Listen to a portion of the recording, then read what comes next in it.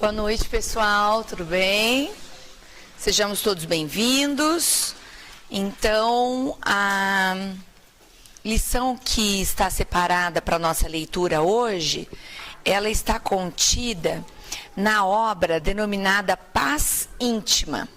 É a lição número 8, que se chama A Lição do Mestre. Vejam a profundidade. Quando sua figura imponente apareceu, uma emoção dulcíssima percorreu a multidão atenciosa. Os olhos tranquilos, derramando claridade de luar, e a postura nobre, aureolada de suave luz, compunham um conjunto harmônico que lhe dava a transcendência superior. Abrindo a boca, em resposta às mudas interrogações da massa, ele elucidou: não sois o que suportais. O vosso fardo de ansiedades e de dores não significa a vossa realidade. Na impermanência de todas as coisas e acontecimentos, sois vida da vida, com V maiúsculo, e realidade da realidade, com R maiúsculo. Nas passageiras demonstrações das ocorrências dolorosas, avançai na busca de vós próprios.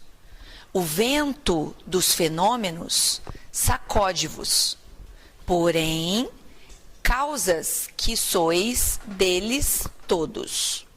Basta-vos alterar o rumo dos passos e se modificarão as vossas expressões. Olhai em derredor e constatareis que passais pelas águas do rio do tempo, e enquanto ele permanecer o mesmo no seu curso, diferente se vos apresenta o peregrinar. Dizeis: eu não sou isto, estes amargos efeitos, e erguei-vos para reencetar a marcha. Quem deseja alcançar o meio-dia, viaja com o sol do amanhecer e segue além. Silenciando por um momento, a fim de que o povo lhe assimilasse a lição, ante a brisa branda que ciciava no alvoredo, ele voltou a falar. Viajai para dentro do ser e examinai com as lentes da meditação os vossos sentimentos. Renascestes para o triunfo que vos aguarda. Não estanqueis o passo, demorando-vos no pódio das vitórias ilusórias. Vencedor é aquele que supera as más inclinações e doma as cruéis paixões. Tudo vos chama para o mundo dos enganos ledos. Buscai Deus, a certeza única de todas as certezas. Quando vos tornardes cinzas remanescentes do corpo, então evolarei em espírito e recuperareis a vossa plenitude, que ireis instalando desde já no imo. Vós sois luz, oculta em vasilhame grosseiro, que necessita de purificação. Reflexionai, buscando o vosso fanal, e afirmai desde agora: eu sou vitória, eu sou saúde, eu sou paz. Ao silenciar, pairava sobre todos os ouvintes uma doce esperança de felicidade. Sobre nós ouvintes também. Obrigado, Ariana. Linda mensagem, né? Bom, pessoal, então boa noite a todos. Na semana passada nós iniciamos a leitura, né, do capítulo 12, Triunfo sobre o Ego, do livro Autodescobrimento, uma busca interior, o item Libertação Pessoal, que vem exatamente ao encontro daquilo que nós discutimos sobre a libertação do ego, no sentido de que um ego liberto é um ego que dialoga com o self, né? Como é que a gente consegue fazer essa inter-relação, essa conexão desse eixo ego-self, despertando para os reais potenciais internos nossos, para a realidade nossa, e às vezes saindo da visão ilusória simplesmente do ego. Então, nosso objetivo hoje é ler esse capítulo, correlacionando com o que nós comentamos na semana passada e aprofundando ainda mais essas nossas discussões. Perfeito? Nós vimos a importância para esse diálogo do ego ao self, a importância da contemplação, né?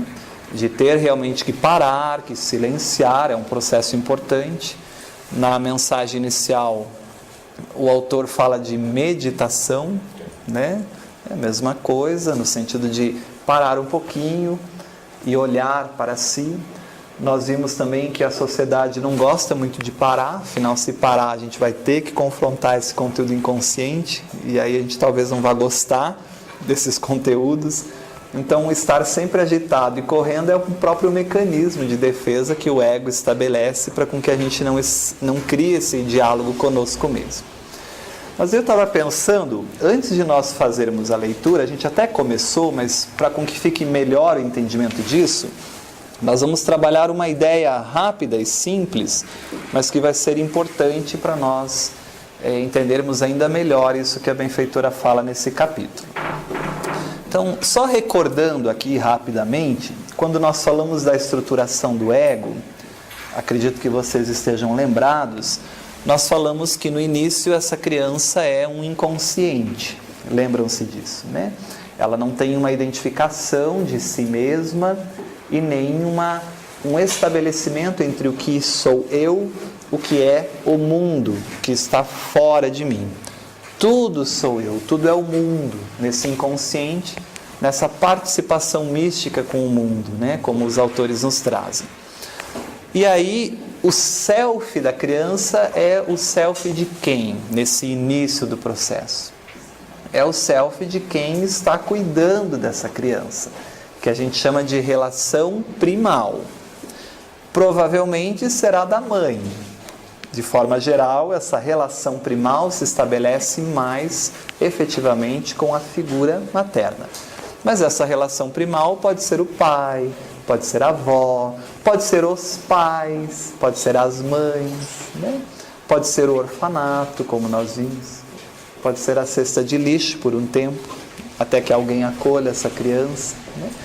Mas, à medida que esse inconsciente vai passando por situações de sofrimento e tendo a saciedade desse sofrimento, ou a não saciedade, né?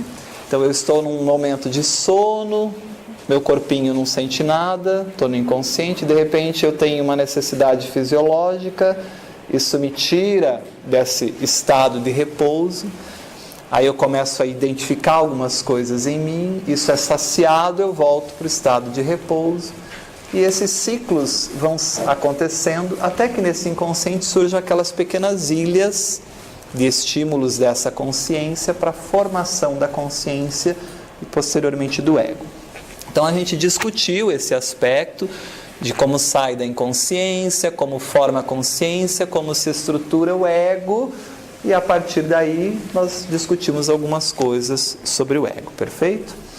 Mas, uma vez formado o ego, ele tem um papel importante na psique. E aí é que é a chave, aí o link para nós entendermos a leitura que vamos fazer hoje. O ego, ele é, como nós vimos, um gerenciador de conteúdos da psique, né? Porque ele é o centro da consciência. E esse ego, uma vez estruturado, formado em nós, ele vai buscar satisfazer algumas coisas que são funções do ego na psique, né? Não é à toa que todos nós tendemos a fazer as mesmas buscas na vida, né, num determinado momento, porque é o ego que impulsiona isso. Então, quais são os principais aspectos do ego, ou as funções do ego, quando ele é estruturado na nossa psique? Primeiro aspecto que a gente vai entender, e aí eu fiz algo didático assim, né, tentando explicar isso. O ego, ele é como se fosse um gerenciador de conteúdos da nossa psique. Então, imagine que nós temos conteúdos inconscientes e conteúdos conscientes. A grande parte dos nossos conteúdos são inconscientes, nós já sabemos disso, né? O ego, ele faz um download, um upload, assim, desses conteúdos, né? Ele pega algumas coisas lá do inconsciente que o self manda, porque todo conteúdo inconsciente, para se tornar consciente, tem que passar pelo ego. Então, ele pega alguns desses conteúdos, torna consciente. Outros conteúdos que estão aqui, ele gerencia, armazena em pastas, organiza, discrimina, vai relacionando isso na nossa consciência. Mas tem muitos conteúdos inconscientes que o ego tranca com 7 chaves e bloqueia. Isso aí é demais para mim, eu não vou dar conta, deixa isso aí trancado até eu me fortalecer um pouco mais, depois eu olho para isso. Se o ego demorar muito para olhar para isso, sem problema nenhum, a lei é de progresso, de evolução. Lá no Livro dos Espíritos diz que quando as sociedades demoram muito para evoluir, os fenômenos naturais vêm dar um empurrão para essa evolução acontecer mais rapidamente, né? Os cataclismas, os problemas. Na nossa psique funciona mais ou menos igual, né? Quando o ego demora muito para olhar para esse conteúdo, o inconsciente manda algumas mensagens forçando o ego a olhar para esse conteúdo que precisa ser amadurecido e resolvido em nós. Então, as primeiras necessidades que esse ego vai buscar é a satisfação das necessidades de sobrevivência. Isso é função do ego na psique. Então, quando nós temos fome e buscamos a satisfação dessa fome, isso é função do ego na nossa estrutura. Junto também com aquele cérebro instintivo que nós vimos, né? Aquele cérebro réptil, instintivo, que também trabalha esses aspectos no sentido neurológico. Então, os principais aspectos que o ego busca para a necessidade de sobrevivência é alimentação, proteção ou segurança, reprodução e satisfação pessoal. Isso são necessidades do ego. Tem problema buscar isso?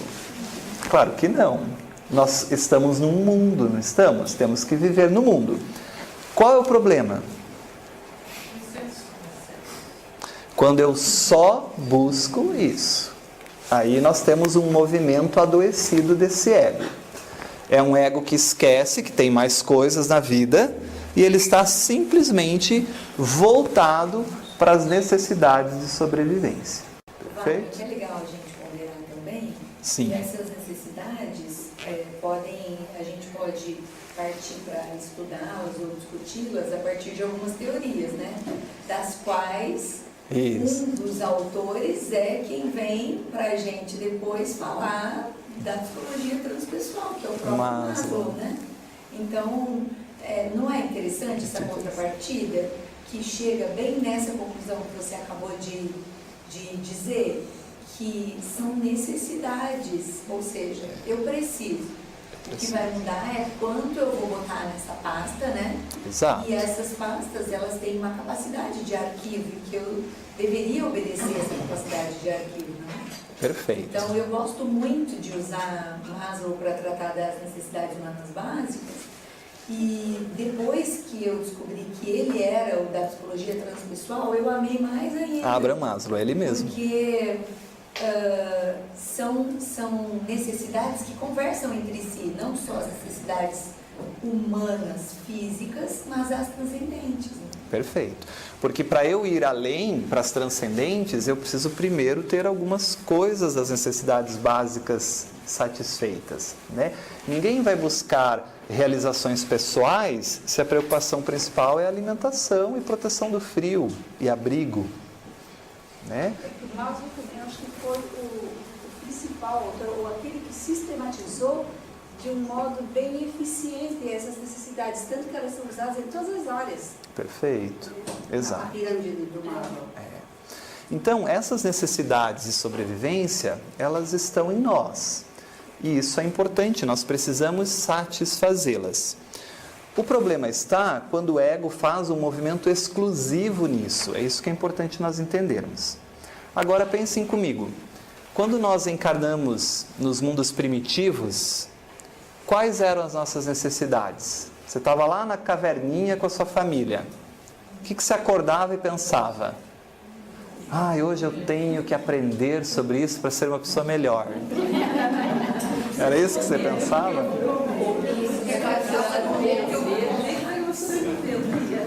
A primeira coisa que vinha na nossa mente era o que eu vou comer. E para eu ir caçar, eu tenho riscos, porque eu posso morrer por presas de animais ou de outras tribos que querem vir roubar minha caverna. Então é matar ou morrer, né? É um leão por dia ou um bisão por dia, né?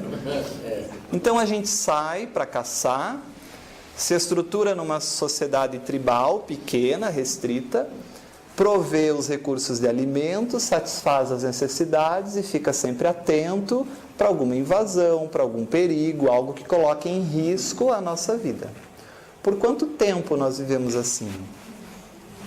Quantos milhões de anos o período histórico lá do Paleolítico, Neolítico existiu? Muito tempo. Imagine o quanto isso está impregnado em nosso psiquismo. Foram existências e existências reencarnando, desencarnando, reencarnando com um único objetivo na vida: sobreviver. Então isso é tão impregnado em nós que até hoje muitas pessoas, muitos de nós, buscamos simplesmente isso na vida. Quando eu busco ter alimentações, quando eu busco ter muito dinheiro, numa ilusão de que eu vou ter segurança, que eu estou com dinheiro protegendo minha família, dando uma vida melhor para todos, garantindo o futuro das gerações, isso é uma visão ilusória do ego, de uma necessidade básica, mas que não corresponde a realmente o que é a função nossa. Porque não necessariamente eu ter, por exemplo, muita alimentação, muito dinheiro, muito isso, vai garantir que eu esteja seguro, né? Aliás, cria até mais problemas, porque às vezes eu vou ter que buscar mais coisas para sempre manter aquilo. Mas o que eu quero focar, e a benfeitora vai trabalhar isso, é que milhões... Vamos trabalhar em existências, não em anos históricos, mas existências e existências fazendo a mesma coisa virou um automatismo em nós. Um automatismo. Então é muito comum que a gente busque isso, às vezes, meio que no piloto automático, herança de todas as experiências daquele período, né? E a gente ainda vive na nossa sociedade assim. Vocês conseguem fazer a correlação com o que a gente vive hoje, com o tempo das cavernas? Mudou o cenário, o comportamento é muito parecido, né? Essa caverna que eu vivo, eu quero proteger a todo custo, e eu não quero que alguém roube de mim. Essa caverna pode ser o meu cargo, pode ser o meu emprego, pode ser qualquer outra coisa, né? Essa necessidade de querer prover sempre o melhor recurso para a minha família, trabalha-se muito na nossa sociedade esse egoísmo em que a gente vive só para os nossos, né? Que eu não me preocupo com os demais. Então isso a gente vive ainda, né? Mudou o cenário, mas o ser muito pouco. Então essa é uma necessidade do ego importante, mas que tem que ter uma dose. Como a Ariana falou muito bem, tem uma quantidade de arquivos aí nessas pastas. Mais do que isso, é desnecessário. É muita energia para algo que não há tanta necessidade.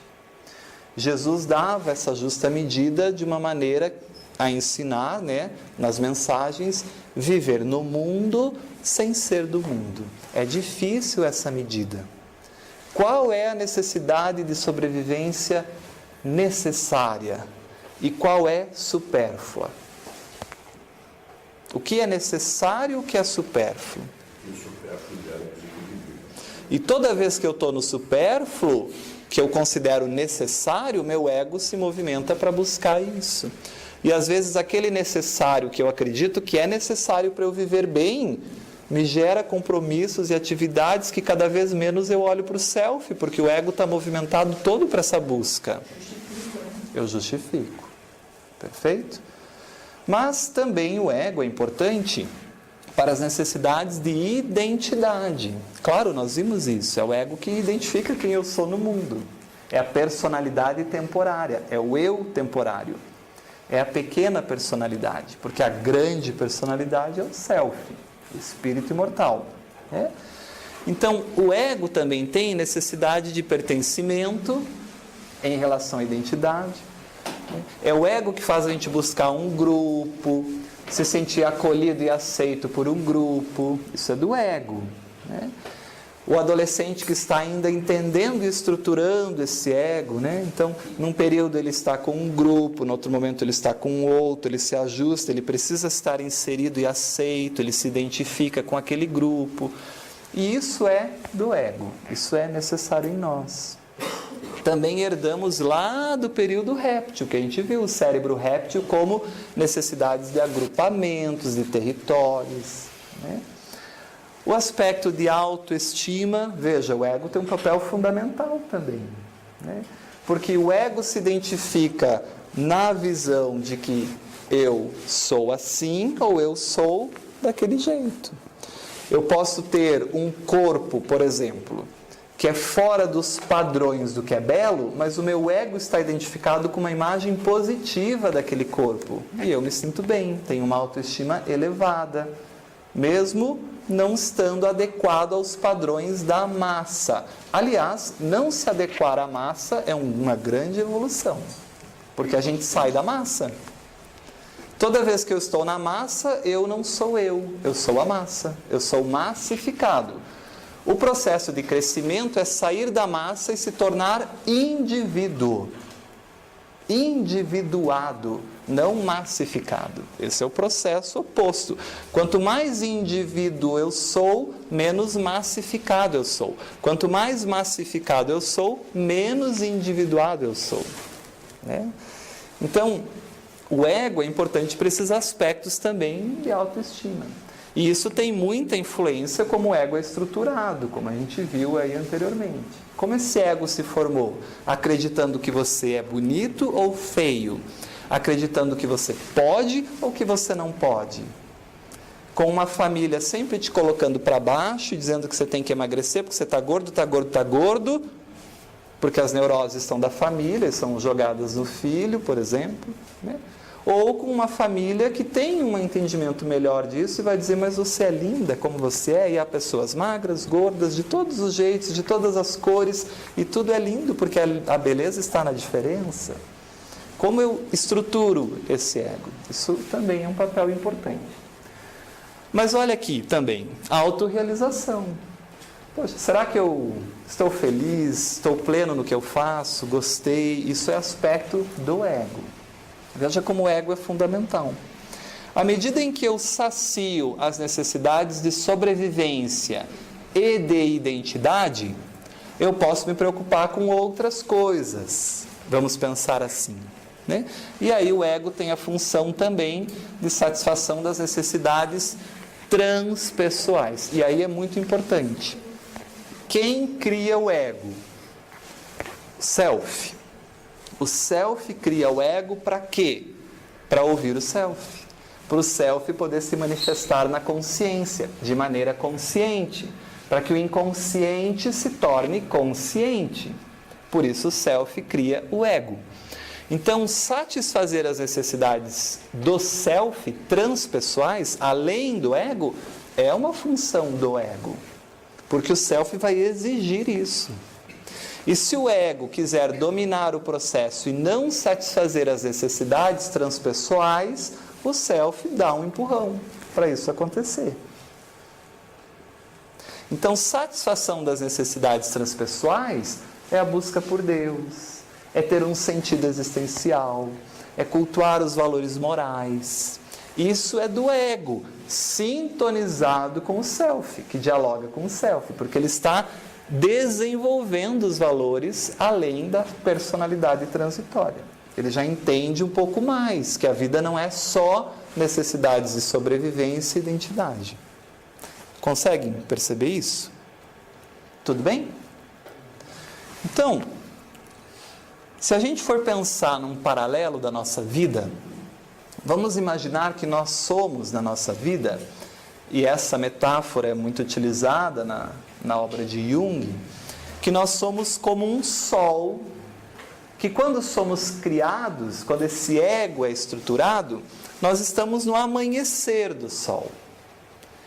E o sol do amanhecer até o meio-dia, ele é ascendente, ele sobe, sobe, sobe, sobe, ele ilumina, ele quer o lugar mais alto e ele brilha com muita força. Essa primeira parte da vida, aqui ó, amanhecer ao meio-dia, nós poderíamos fazer uma analogia, dividindo aí esse quadrinho no meio. Essa primeira parte em que o meu ego é estruturado e o que o meu ego vai buscar, a gente pode dizer que na primeira metade da vida, o ego vai satisfazer as suas próprias necessidades, as suas próprias demandas.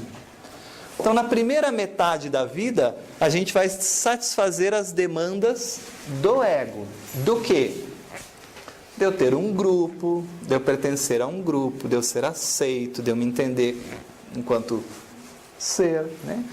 De eu estar satisfeito em relação à alimentação, à segurança, ao conforto material, de eu ter um bom trabalho, para isso eu vou ter que estudar, então eu vou estudar, vou me dedicar, vou escolher uma profissão, vou buscar algo material, quero uma casa, daí quero um carro, daí quero isso, o ego quer, até por uma necessidade de autorrealização, que é transpessoal, mas ainda egóica.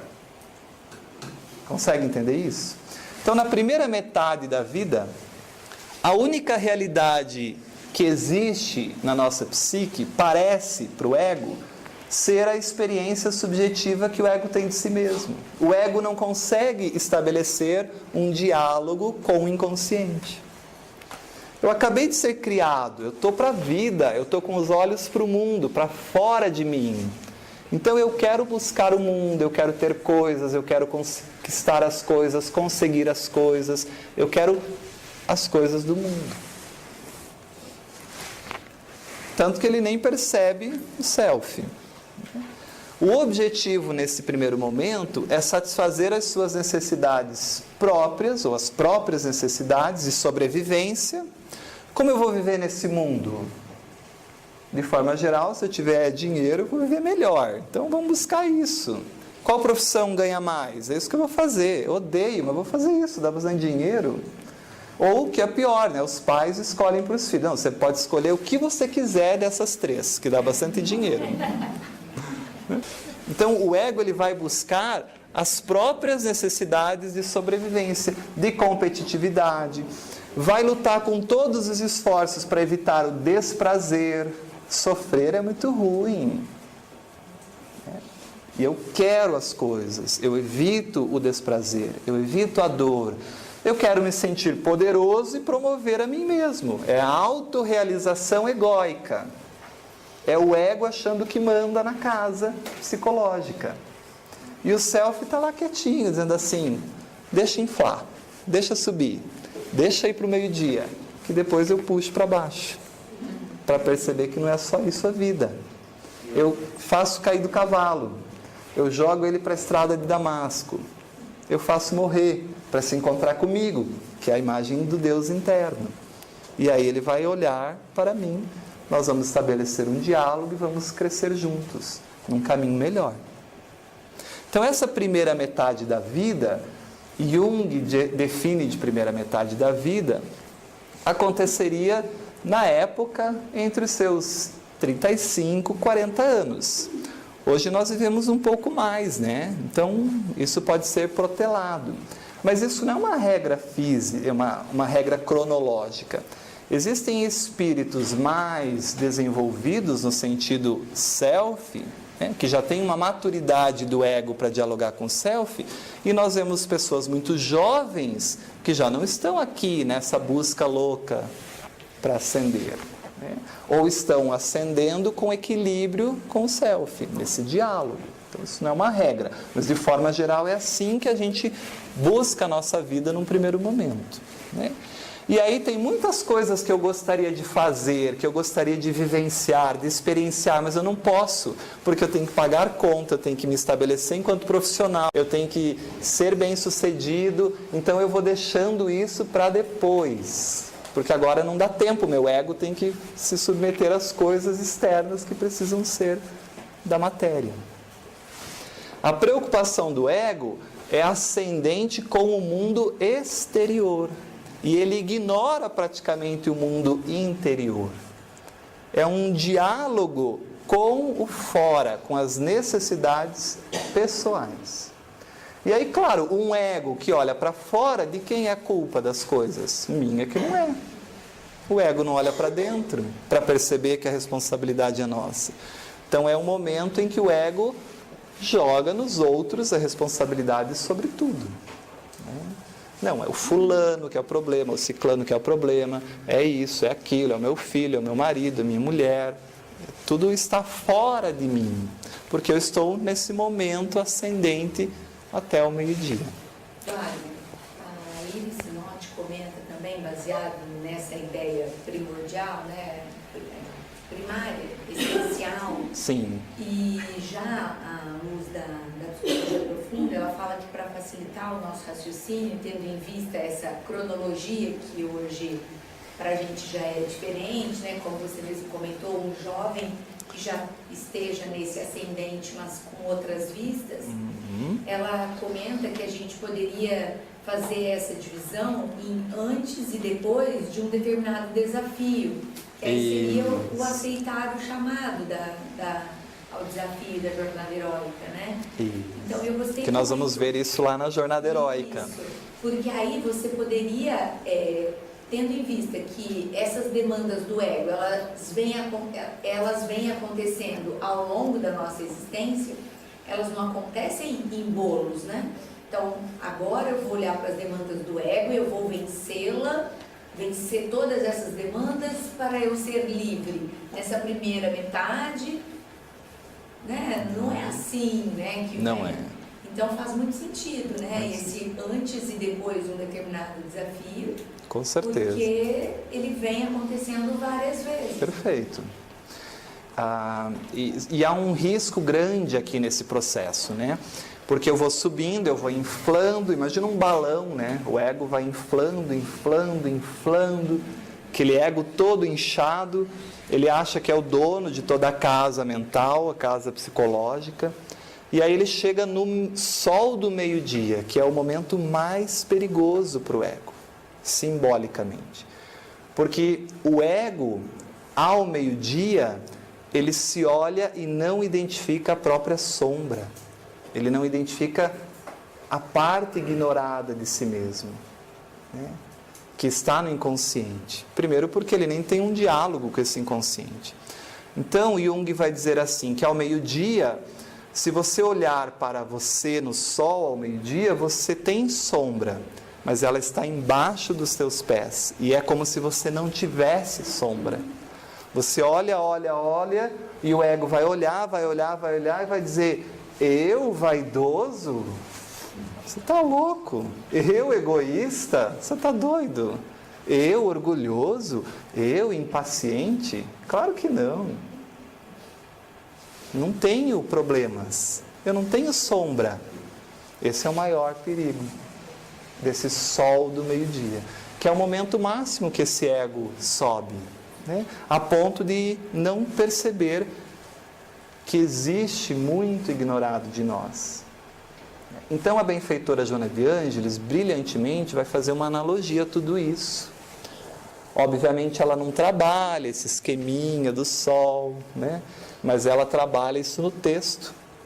E no livro Autodescobrimento, uma busca interior, no capítulo intitulado Infância Psicológica, não sei por que ela dá esse nome, Infância Psicológica, ou seja, psicologicamente somos crianças, porque o ego não é forte para conversar com o self, é um ego infantil ainda, é o ego que quer as coisas para si.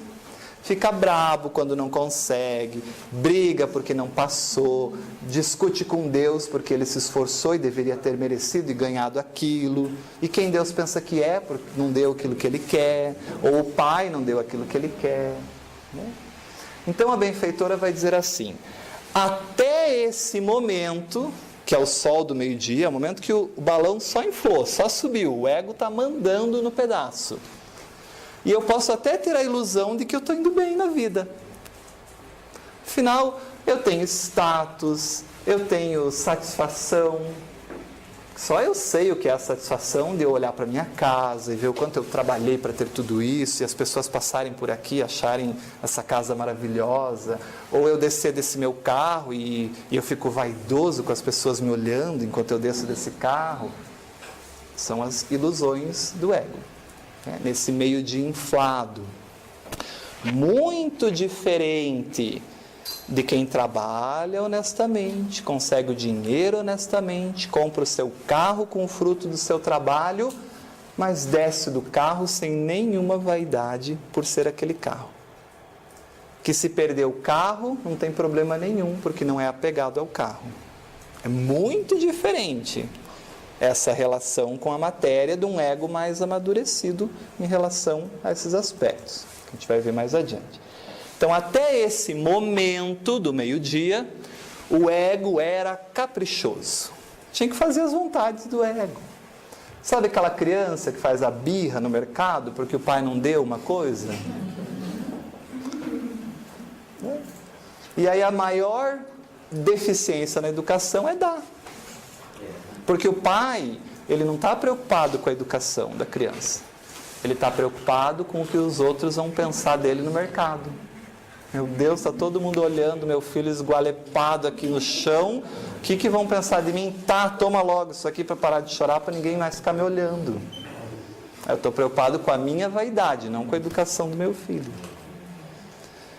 Porque a gente deveria dizer assim, mas por que você quer esse brinquedo se você já tem outro brinquedo igual? Você não vai ganhar esse brinquedo.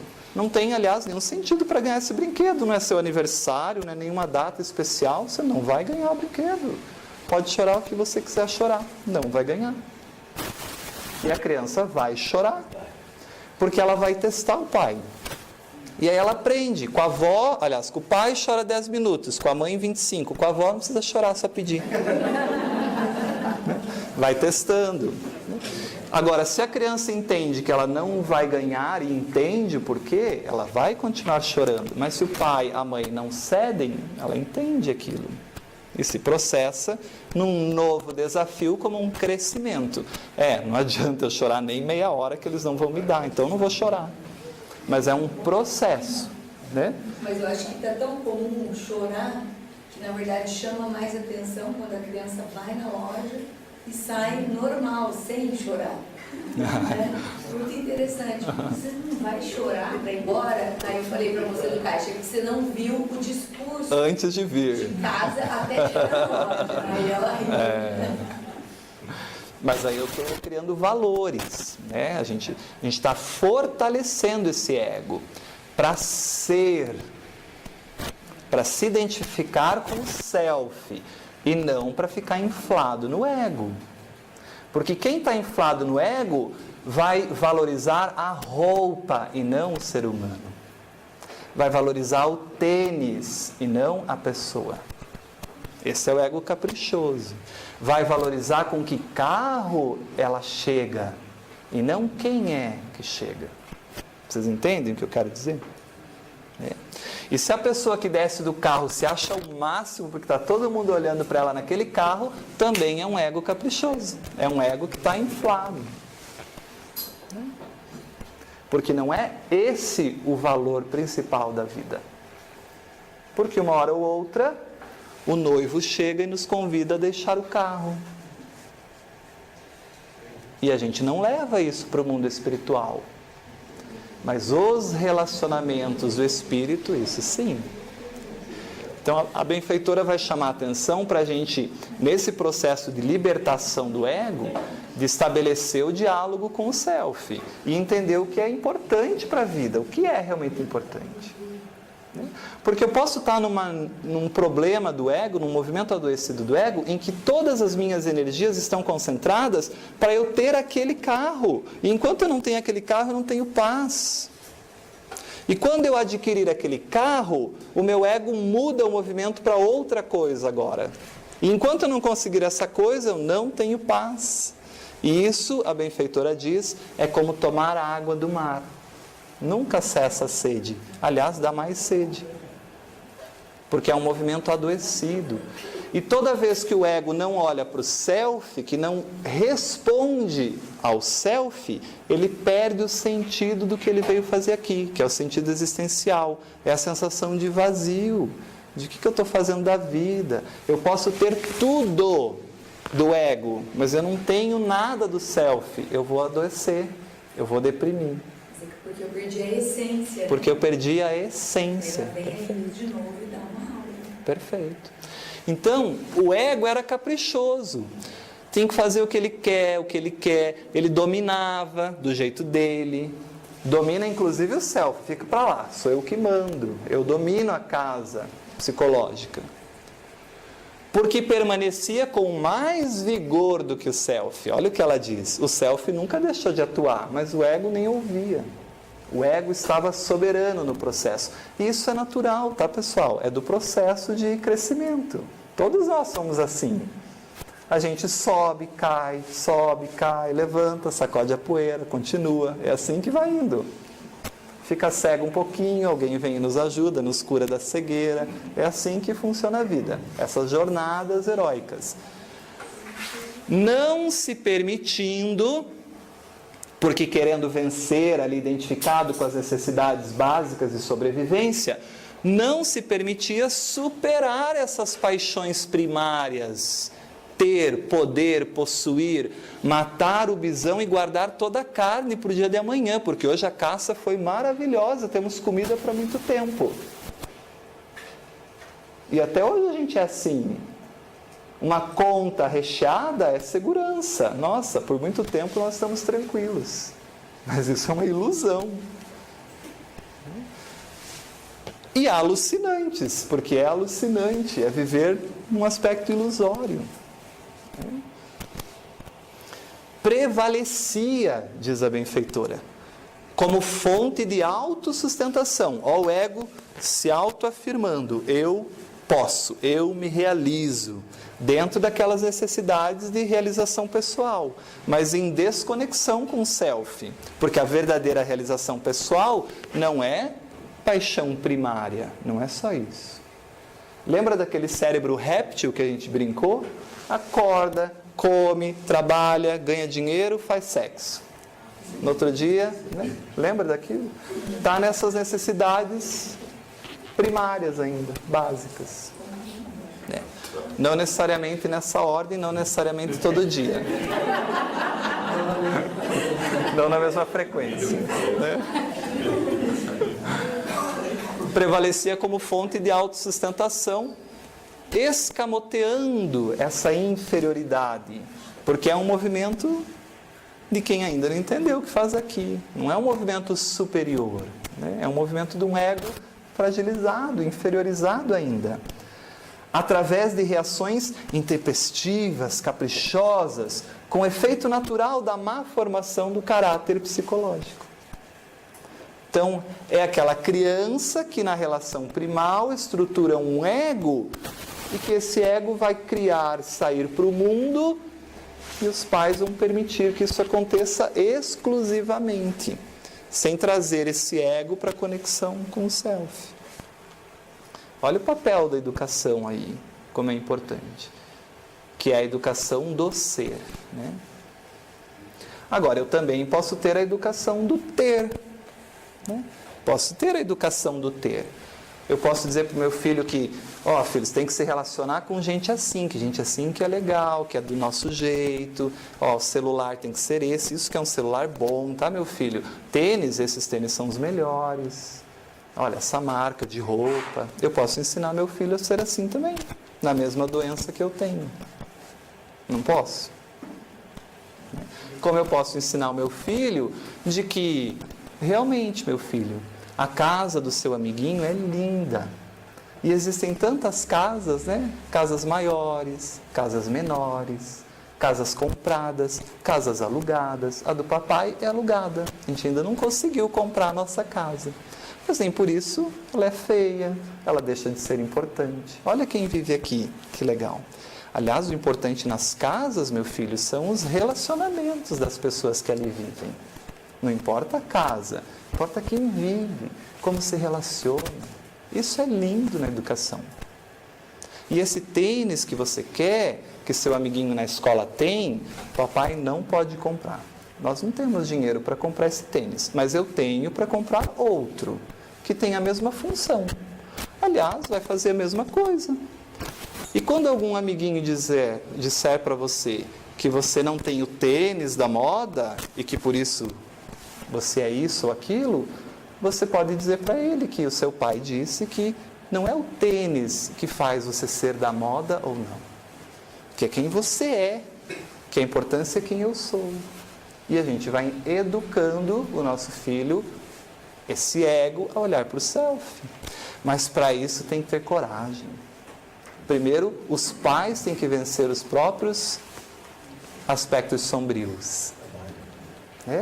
Porque eu tenho que deixar de me importar com o que o outro fala. Então, educar é esse aspecto. E ela continua. Nas fases primeiras, então nesse primeiro momento da nossa vida, esse ego desempenha papéis relevantes, tais o da preservação da vida. Que bom que nós temos ego. É o ego que preserva a vida, necessidades básicas. Estou com fome, estou com frio, estou com sede, quero dormir. Dos direitos ao prazer, transitórios, ela coloca entre parênteses. Por mais que o ego satisfaça, nós temos que ter noção que é transitório esse prazer. Mas é importante, a satisfação desses prazeres. O problema é quando eu só quero isso. O equilíbrio é que é o caminho. Allan Kardec, no Livro dos Espíritos, vai dizer noção do que é o necessário e do que é o supérfluo na vida, que é difícil isso, mas é por aí o caminho. Do atendimento das necessidades fisiológicas, dos valores pessoais.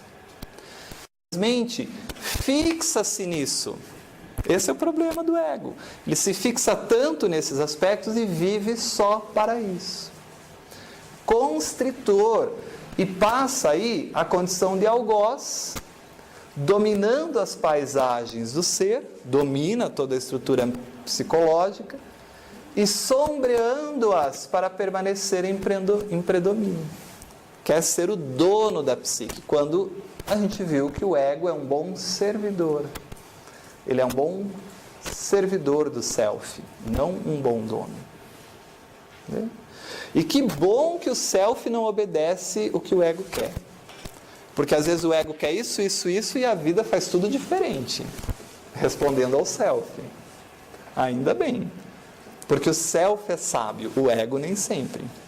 Nesse estágio que nós estamos, o ego dificilmente vai querer coisas para engrandecer o self, vai querer coisas que não causem sofrimento. Como nós comentamos semana passada.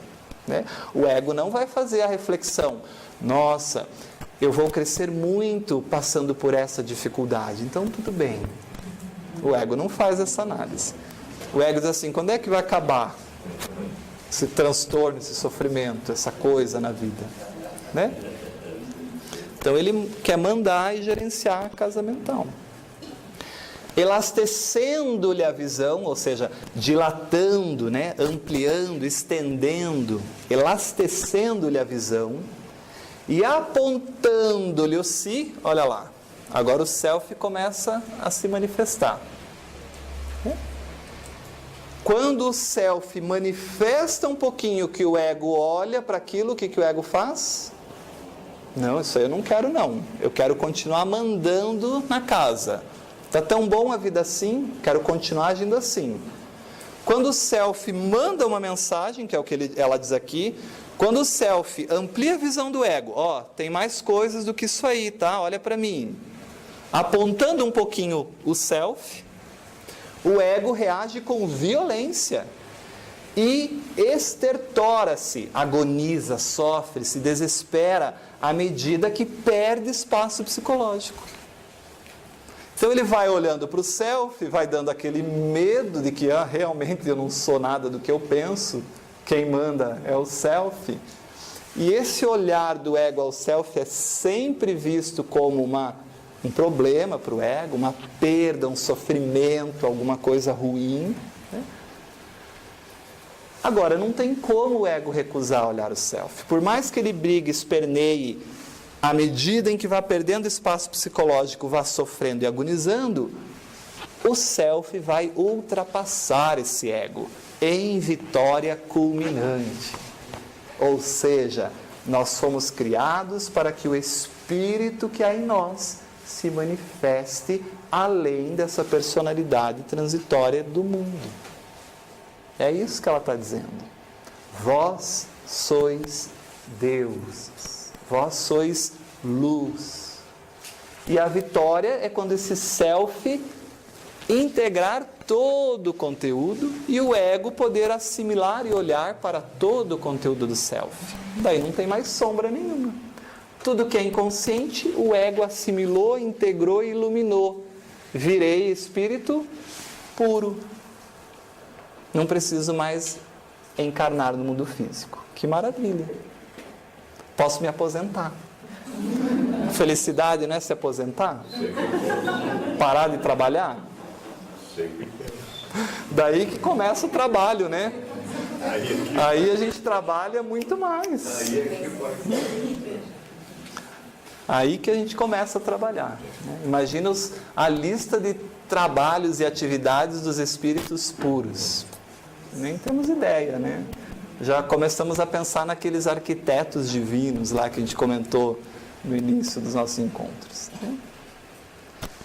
Tudo bem, pessoal, aí? Bom, depois tem o caminho oposto, né?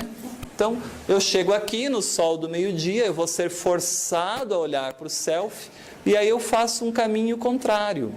Enquanto aqui eu olhava para fora e subia, agora o meu ego começa a esvaziar um pouquinho e olhar para dentro. Agora eu começo a baixar a bola, né?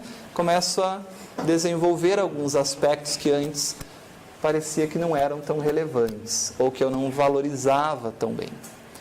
Esse primeiro movimento, é o sair de casa. É o self cria o ego sai da casa do Deus, do self, e vai ganhar o mundo. O ego se estropia, se acha Deus, mas se estropia, se arrebenta, reconhece que não é tudo aquilo e volta para casa. Então, esse segundo movimento é o retorno para casa. O retorno para Deus, para o encontro com Deus.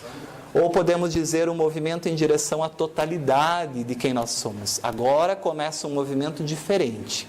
Antes eu estava no mundo, agora eu começo a perceber que eu volto para quem eu sou em essência. Começo a buscar valores que são diferentes daqueles que eu dava importância nessa primeira metade da vida. Percebo que agora o dinheiro tem sua importância, mas não é tudo isso que eu dava a ele. Eu percebo que o status, isso não é relevante. E me liberta um pouco dessas coisas. Eu percebo que agora mais importante é eu fazer algo que eu gosto, é eu estudar algo que eu gosto, é eu crescer em algum aspecto que eu sempre quis fazer e não podia.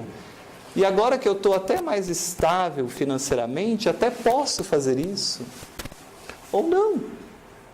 Vou reorganizar a minha vida para mesmo não estando estável financeiramente, fazer aquilo que eu sempre quis fazer, mas que nunca pude. Porque antes estava criando filho, antes a minha atenção era essa, e agora consigo.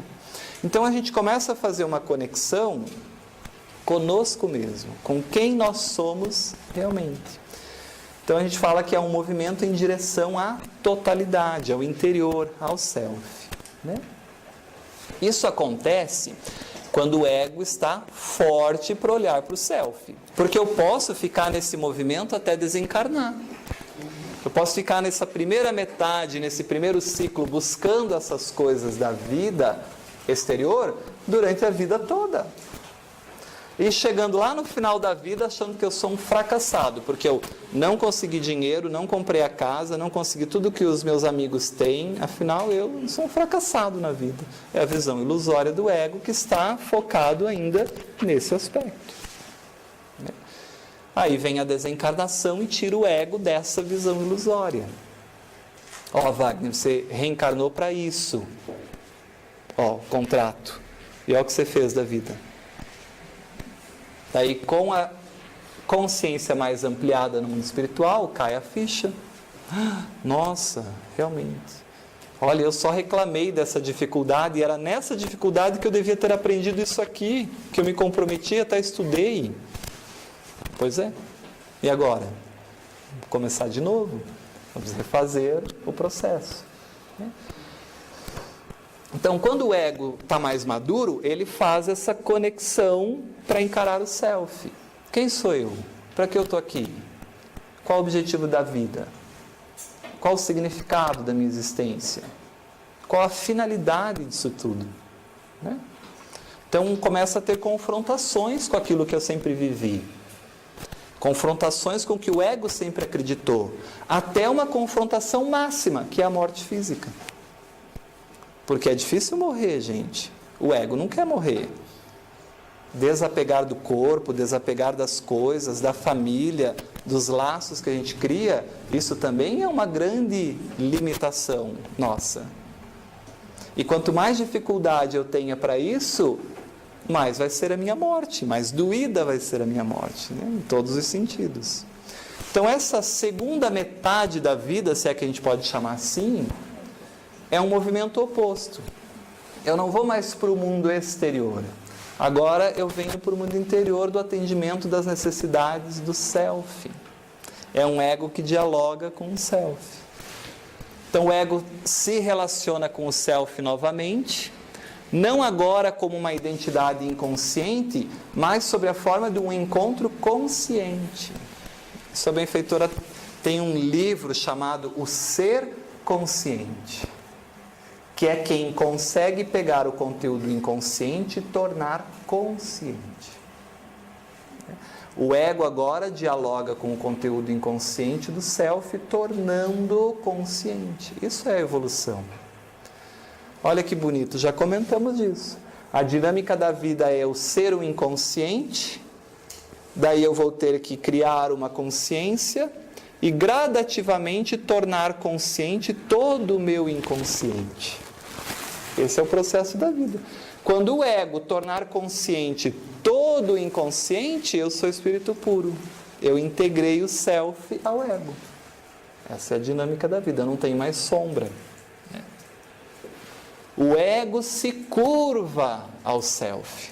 Acho muito bonita essa expressão. Num movimento descendente de humildade e desapego das ilusões egóicas. A gente começa a perceber assim, tudo aquilo que eu vivi até agora realmente acho que não é tão importante. Tem coisas mais importantes na vida. E a gente começa a fazer um movimento de valorização de outras coisas. Isso é claro para vocês? Vocês conseguem identificar isso no comportamento de vocês? Conseguem mesmo? Há necessidade de adaptação ao mundo de dentro, não mais o mundo de fora, que até então era relativamente desconsiderado. Eu coloco aqui. Era desconsiderado, né? Não me relacionava com esse self. Agora eu vou ser forçado a me relacionar com ele. Então, olha o que a benfeitora vai dizer.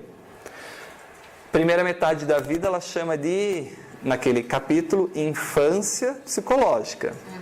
Agora ela vai chamar de conquista do self, ou conquista do si, que é a mesma coisa, ou do si mesmo. Então, olha o que ela vai dizer. A reflexão em torno dos objetivos da existência física. Qual o objetivo da vida? Qual o objetivo do meu trabalho? Qual o objetivo da minha família? Para que eu estou aqui? É imperativo, relevante para o amadurecimento psicológico. Quem não para, contempla, medita e reflexiona sobre os objetivos da existência física, não consegue se conectar com esse self de uma maneira mais amadurecida. Quando eu paro e me pergunto, meu filho, o que você ama fazer?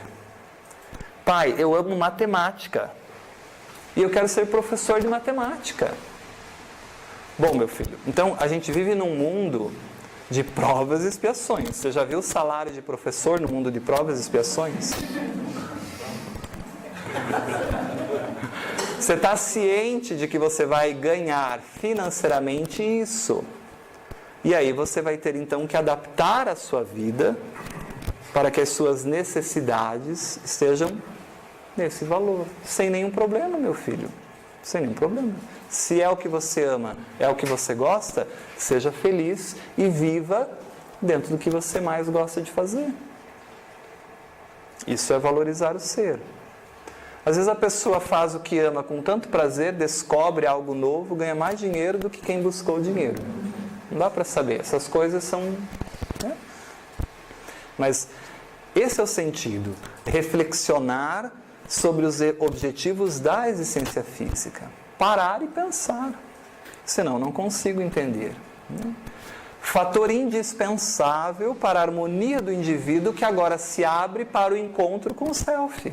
Com o si que não é mais superficial, ego. É o si profundo, inconsciente, o espírito imortal.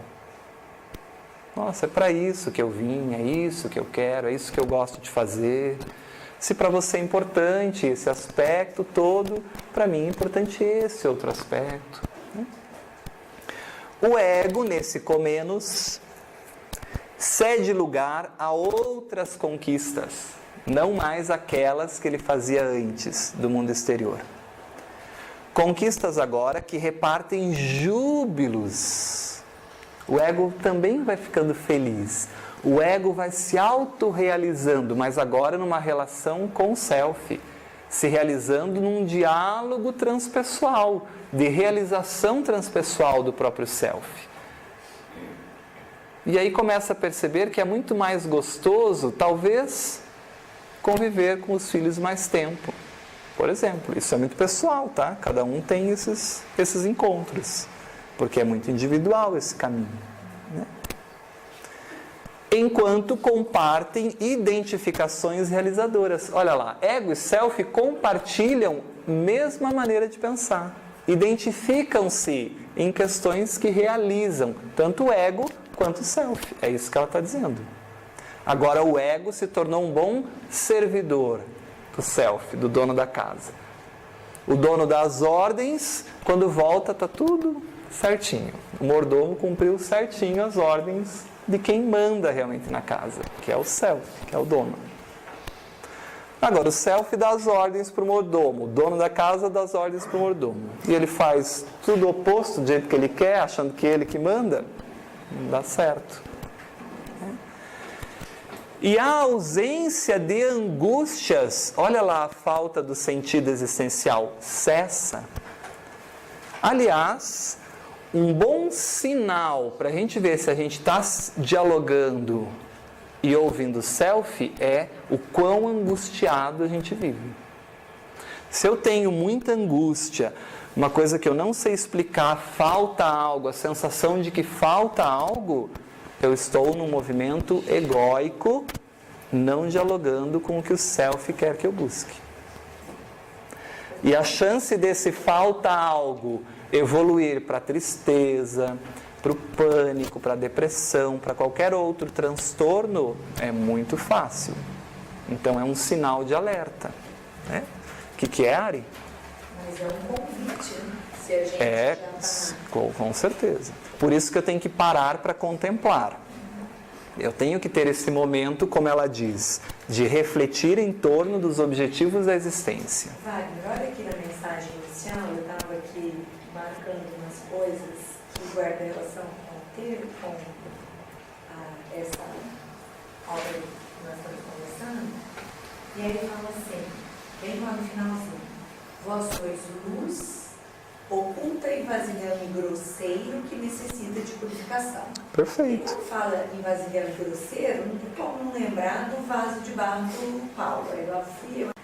E aí olha lá o que está falando, uma frasinha de Paulo. Mas parece esse vasilhame grosseiro como o ego que não se identifica com a luz do self, não parece? Não, Wagner. Ah, tá bom, você vai falar isso. Então tá. Olha lá. Desculpa. Isso é uma vingança das vezes que a gente cruza o seu caminho.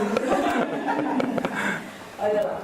Temos, Sabe, porém... o impacto que eu tive, eu descobri a lição. Fiquei pasmado. Temos, porém, esse tesouro em vasos de barro, para que a sublimidade seja da virtude de Deus e não de nós. De que ele está falando? O que ele está falando aí? Tá vendo? Depois dizem que Emmanuel não é psicológico, né? Psicologia pura. Falando de ego e self e de diálogo de ego e self. E o que eu tenho que... Então não é o vaso que vai mudar, né? Eu não vou conseguir mudar o vaso de barro para outro tipo de vaso. Mas é mudar o meu olhar para esse vaso de barro. Perfeito. Isso aí. Maravilha. Wagner, você está colocando isso daí como uma reencarnação, né? Pensando numa existência física. Eu acho que é uma Mas isso se amplia. Essa segunda etapa aí, pelo menos muito pouco, eu acho.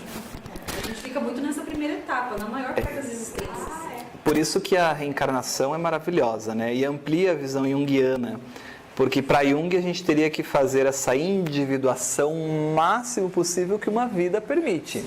Mas que é sempre limitada, né? Porque por mais que eu vivo muito pouco. Ele encontrou uma pessoa que faz isso, mas obviamente que a criatura já vinha trabalhando. Fica sem sentido sem a reencarnação. Como é que você vai conseguir isso numa existência? Por isso a transpessoal amplia isso, né? Mas sem dúvida, a gente pode pensar nisso em relação a uma existência, posso pensar isso em relação a um enfrentamento de problema, uma jornada heróica, posso pensar isso em relação à minha existência imortal, tipo, início, fim, quantas subidas e descidas para eu chegar ao Cristo, quantas vezes eu vou ter que melhorar esse barro para com que essa luz flore, esse vaso para que essa luz... Para receber o vinho, né? Maravilhoso. Exatamente. Michael Jordan, ele é o topo, ele foi o máximo, mas ele conta quantas vezes, entendeu? O cara não é da noite pro dia. Aí ele conta quantos fracassos ele teve para atingir o topo. Exato. Só que ele não desistia nunca. Atingiu, é assim. Perfeito. Então, quando a gente tem esse diálogo, isso vai tirando as angústias que nós temos. Até porque a gente muda a visão. Então, antes eu vivia para cá, para essa angústia louca de ter, poder, possuir, conquistar, eu percebo que isso não é o mais importante na existência. E aí isso tira um peso. Eu concentro a energia que estava movimentada no ego para outras áreas e outras possibilidades para me desenvolver. Então a benfeitora diz ali, favorece a visão lúcida do sentido existencial da vida. Eu começo a entender o que é importante verdadeiramente durante a minha existência no mundo físico. O que é? São as coisas somente do mundo? Não são.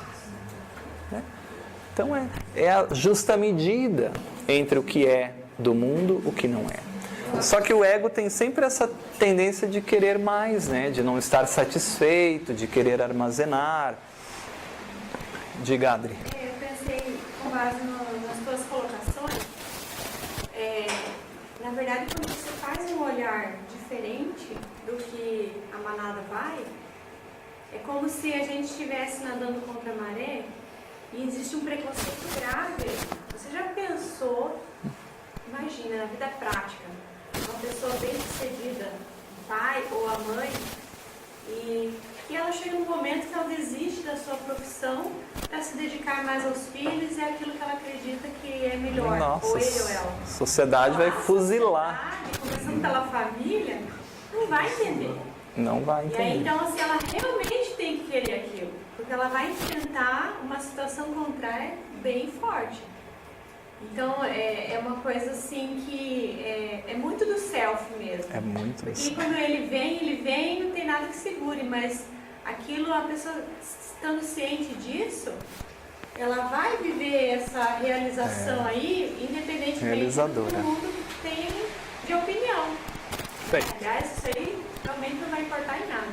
Mas você vê como que é uma coisa assim muito fora do contexto que a gente tem na atualidade, como disse a Denise. É o caminho contrário. Caminho contrário. Exatamente.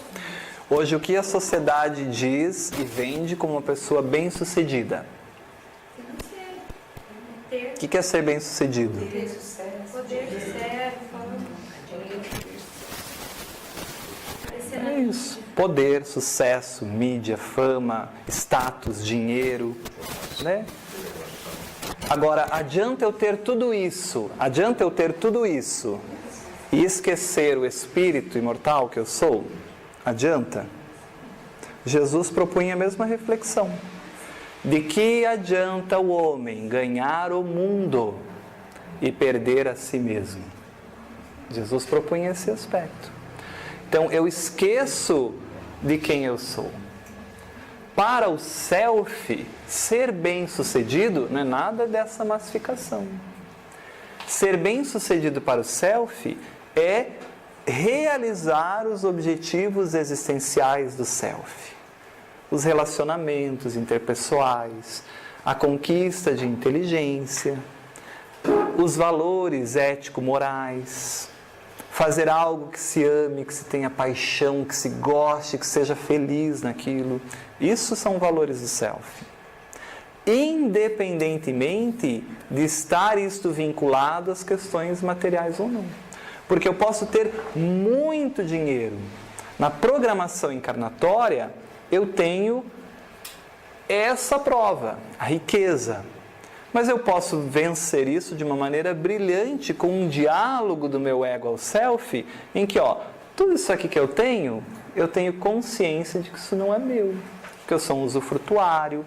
Então esse dinheiro eu não uso para o meu egoísmo. Eu faço esse dinheiro render frutos para toda a sociedade. Então eu sou um executivo, um empresário muito bem sucedido, mas eu educo os meus filhos a ser. Eu mostro a eles o valor e a importância do trabalho correto. Eu mostro a eles que não se pode roubar, mentir e usurpar as coisas que não é dele. Porque tudo que nós conquistamos aqui foi com suor honesto do trabalho. E eu faço e gero empregos e dou qualidade de vida para um monte de pessoas que dependem de mim. E ensino a mim mesmo, nesse diálogo consciente com o self, de que tudo isso aí é transitório. Porque tem coisas maiores e mais importantes do que tudo isso. Gente, ao desencarnar, eu sou aquela pessoa que que Jesus diz que dá uma moedinha, e quando voltou tinha um monte de moedinha. É o administrador bom. A chance de eu voltar nas mesmas condições é muito grande, porque eu sei usar aquilo em benefício do self, do espírito. Diferente daquela pessoa que está na prova da riqueza e que vai usar somente para o seu benefício pessoal. Que vai ter o ego e a vaidade enaltecidos com tudo que vai conquistar e poder. Que vai achar que tem direito a privilégios pelo cargo que ocupa. Isso é uma conexão doentia com o ego. E que vai achar que vale mais do que outras pessoas porque tem mais dinheiro. Movimento adoecido do ego. Falhou na prova. A chance de, ao desencarnar, não ter mais riqueza é muito grande. Assim como na miséria. Eu posso vir com dificuldades materiais e ser aquela pessoa que não se conecta ao self. Pô, que saco, eu trabalho, nunca tenho dinheiro, que vida mais chata, olha lá meu vizinho, como consegue para tudo quanto é lugar, eu não consigo nada, e reclamo com Deus, e reclamo da vida. Não venci também. Também falhei. Talvez eu tenha que repetir a mesma experiência, afinal não me conectei com o self. Tá, mas por que isso? Então, vamos trabalhar, vamos ter nosso dinheiro, vamos fazer a vida acontecer dentro disso que nós temos, das nossas possibilidades. Mas não é por isso que a gente não é feliz. Aliás, a felicidade independe de tudo isso. Essas são as conexões com o self. Vocês conseguem compreender isso? É muito além de ter ou não ter dinheiro. Aliás, isso não importa. Porque isso é neutro. O que importa é o uso que eu faço disso. Como eu uso isso? Assim como a mediunidade. A mediunidade é neutra. Que uso você dá? E aí são as consequências daquilo. Então não tem nada a ver com o discurso de tem que abandonar as coisas do mundo. Você pode ter as coisas do mundo. Tem a ver com o desapego das coisas do mundo. Isso é diferente. Eu tenho tudo, mas eu não sou apegado a nada disso. Aliás, posso perder tudo isso e começar de novo. Lembra uma mensagenzinha que eu até tirei uma foto e botei a capa do livro lá? Sim. Do Raul Teixeira? lá tem um capítulo inteiro com várias mensagenzinhas que falam da importância da evolução para facilitar a nossa vida e o do nosso equívoco frente a essa evolução. Na verdade, é Benedita Maria, que é a mãe do Raul que está falando, e que aí quando você vai avaliar as falas do Raul, você compreende, porque ele foi educado por essa mulher. Perfeito. Que hoje educa a gente. Né? Então ele fala muito, a modernidade trouxe pra gente a máquina de lavar louça, a máquina de lavar roupa, a máquina de não sei o que, a máquina de não sei o que. Que é para usar tudo isso, né? É para usar. Para liberar o... Para se liberar de tempo, para que você possa então ficar com seus filhos. E aí o que a gente faz? Já que sobrou tempo, eu vou pegar uma hora extra no trabalho, eu vou prestar outro concurso, porque o ego se ocupa de mais coisas, né? Que aí eu consigo melhorar o caixa da família, e com o caixa da família eu consigo, a hora que meu filho reclamar que eu não estou junto, eu dou lá o brinquedo que ele quer, né?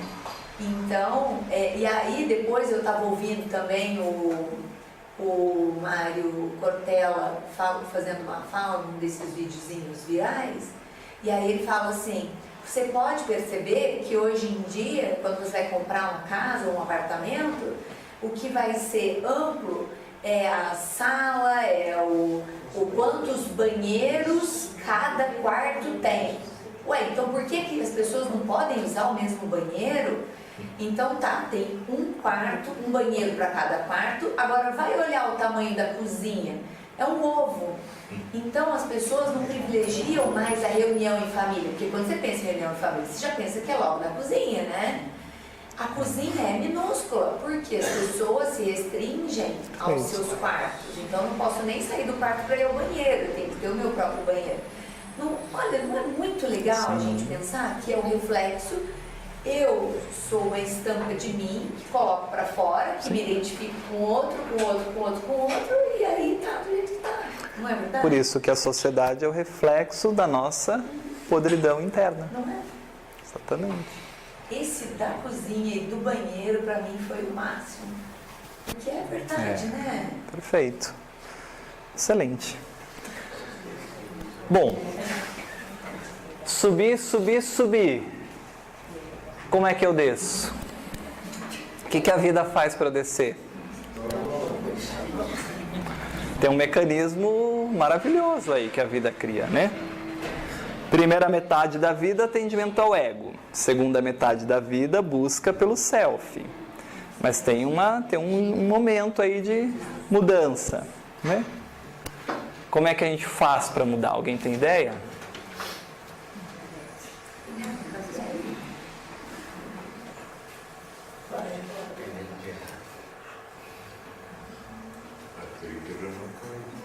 Artrite reumatoide? É o nome dele.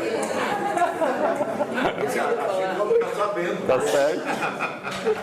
Tem vários meios para cada um. Aí eu olhei para mim mesmo. Tem uma divisão aí, ó, entre essa primeira metade e essa segunda metade, né?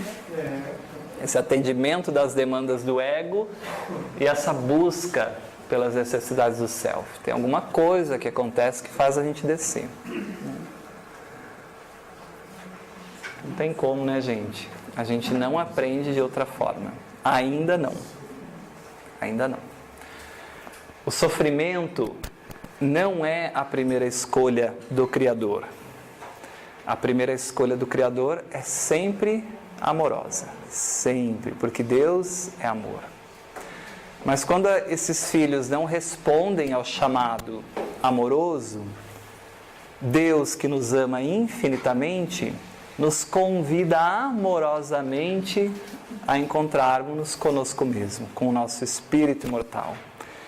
Então, o sofrimento num mundo como o nosso é um convite generoso, amoroso, porque nós ainda não aprendemos de outra maneira. A gente sempre costuma dar esse exemplo, né? Quando a gente fala que a gente pode ir ao cardiologista E o cardiologista explica para a gente, amorosamente, os hábitos que a gente deve ter na vida para evitar o problema cardíaco, o infarto. Então, ele vai dizer assim, olha, essa gordura abdominal tem que reduzir, porque isso aumenta a chance de infarto, a alimentação tem que ser desse jeito, evitar isso, atividade física regular, né? A gente sabe de tudo isso, vocês não sabem? A gente sabe que isso é importante. Mas quantos de nós efetivamente fazemos o que sabemos? Então, só saber não é suficiente. Só saber não é suficiente. Por mais que eu saiba, às vezes eu preciso de alguma coisa que realmente me traga para essa vivência, que amplie a minha percepção do ego. E às vezes eu só vou ter essa percepção do que o médico disse, por exemplo, nesse exemplo que estamos dando, quando eu infartar a primeira vez. Daí eu vou para o hospital, daí eu quase morro, tenho uma experiência ali de, nossa, quase fui. Né? E aí talvez essa experiência sofrível seja a experiência necessária para o meu ego se ampliar e olhar para o self e perceber, preciso melhorar a minha qualidade de vida, preciso melhorar e cuidar do meu corpo, porque eu quero ficar mais ainda no mundo, aprender, conviver com a minha família. Talvez meu cardiologista esteja certo quando ele me disse há muito tempo que eu tenho que tentar trabalhar menos e reduzir o estresse. E aí, talvez eu vá fazer escolhas que nem sempre vão aprovar, nesse olhar do self. Né? Então, nem sempre a gente aprende só por saber. Todos nós sabemos que não morremos, mas é preciso a experienciação do desapego na hora que alguma família, algum parente nosso que a gente ama, desencarna. É ali que o ego amplia o holofote. É ali que a gente começa a perceber. E é ali que o ego, muitas vezes, vai olhar para o self que vai dizer para o ego, quantas palavras não ditas. Quantos momentos não vividos. Então faça isso agora, com quem ainda está aí.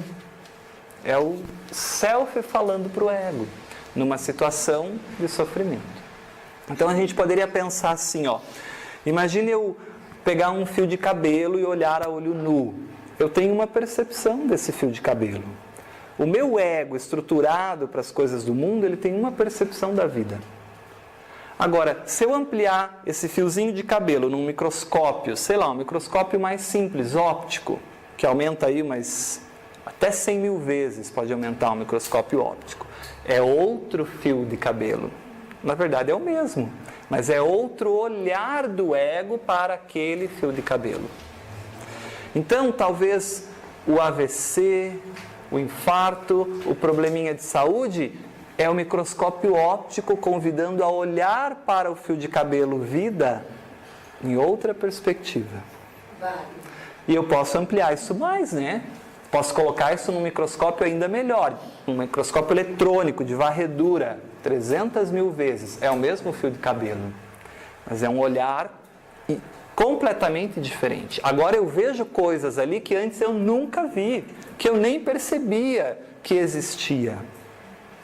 Então o sofrimento, já te dou a palavra, ele vai nos permitindo ampliar a percepção do ego sobre a nossa realidade, inclusive a realidade temporal nossa aqui, de que a vida é rápida, é breve. Mas por que tem que ser pelo sofrimento?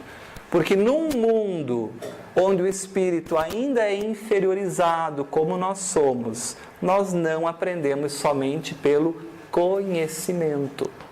Nós precisamos vivenciar aquelas experiências, porque isso amplia a nossa percepção do ego. E isso é tão bonito no mecanismo da vida, que eu tenho uma teoria, mas é uma teoria das minhas reflexões acerca da vida. E eu penso assim, quando a gente, para você ver como Deus é a sabedoria absoluta, conforme eu vou sofrendo, experienciando e ampliando a minha visão do ego, de quem eu sou, eu vou evoluindo, vou crescendo. E à medida que eu vou crescendo, eu vou acumulando experiências, então, comigo, vivenciadas na dor, em algumas etapas. Isso permite que quando eu for um espírito puro, eu possa ter na minha bagagem experienciado praticamente todas as situações da vida. E isso me desenvolve um sentimento de compaixão imenso, a ponto de quando eu estiver na frente de alguém que vivencia algum sofrimento, eu me colocar no lugar do outro e poder auxiliá-lo, sem julgamento, porque eu já transitei por ali. Lembram da mulher adúltera na frente do Cristo? Ele não tem nenhum julgamento. Pelo contrário, ele só tem acolhimento. Porque o Cristo também vivenciou experiências na área sexual para chegar a ser o que é hoje, o Cristo. Assim como cada um de nós. Então isso vai, além de ampliar o nosso ego na percepção da vida, para mudar a direção, o rumo que a gente está tomando, também nos capacitando a essas experiências de compaixão que a gente desenvolve ao longo da experiência reencarnatória. Diga lá. Ontem a gente estava conversando sobre a parábola dos talentos e tem uma abordagem que o doutor Alírio Cerqueira Filho fazem, falando da parábola dos talentos, que guarda relação aí, né? Porque as aquisições, né, as possibilidades que são nos ofertadas numa existência, por exemplo, e o quanto eu estou utilizando para o meu crescimento, aproveitando a existência para progredir, se a gente for voltar os olhos para isso. Então, frente a cada convite que a vida me faz, que seria para eu aprimorar esse meu talento e multiplicá-lo, a gente teria duas motivações. A gente poderia se apegar de duas formas, por duas motivações. Por afastamento ou por aproximação. E aí ele dá o exemplo do homem que infarta, né? Então ele chega no pronto-socorro e o médico diz para ele que não chegou a ser um infarto, que foi uma angina, então que ele precisa mudar a vida, os hábitos, e aí ele resolve que ele vai fazer caminhadas. Assim que ele volta para casa, recuperado do susto, ele resolve que ele vai fazer caminhadas. Então ele começa, primeira semana, coloca o relógio para despertar mais cedo, porque pela agenda dele de trabalho não cabe atividade física, mas olha o susto que eu tomei, né? Então eu vou acordar mais cedo para eu poder praticar atividade física, que não dura. Então, a hora que esqueceu do susto, a atividade física já não cabe. Essa é a motivação por afastamento.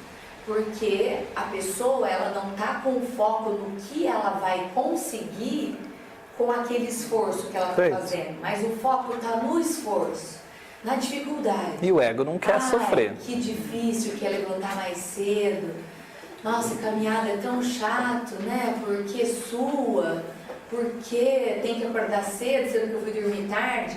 Então, a motivação é por afastamento. Então, me afasto do objetivo real. Perfeito. E aí, o que vai acontecer com ele? Daqui a pouco, ele vai chegar no pronto-socorro novamente, talvez o mesmo médico, quem sabe, né? Atendendo para o encaminhamento, para o tratamento do infarto propriamente dito, que ele não precisaria passar, se ele tivesse feito uma abordagem primária mais eficiente, que seria a por aproximação. Então, o que é a por aproximação? Ele entende o motivo pelo qual a vida está convidando ele para a mudança, para aproveitar aquela virtude dele, né? Aquela qualidade para que se transforme em virtude. E aí, olha, não é fácil isso aqui, nossa, como é difícil a atividade física, né? Mas olha como é importante. Porque isso vai me dar uma qualidade de vida melhor, porque vai me dar mais saúde, eu vou poder manter o meu trabalho, mas vivendo melhor e ter uma saúde melhor para estar com aqueles que eu amo, né? Então, não é fácil, mas o foco não está na dificuldade, mas sim naquilo que eu vou conseguir frente àquele desafio que a vida está me propondo.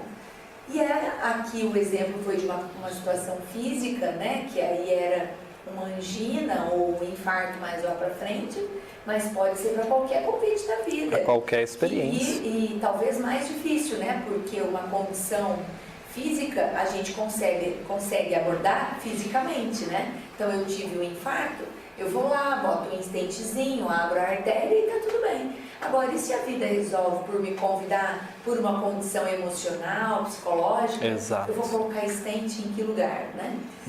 Então, talvez a gente tenha que pensar em relação a isso, nesses nossos mimimis da vida, né?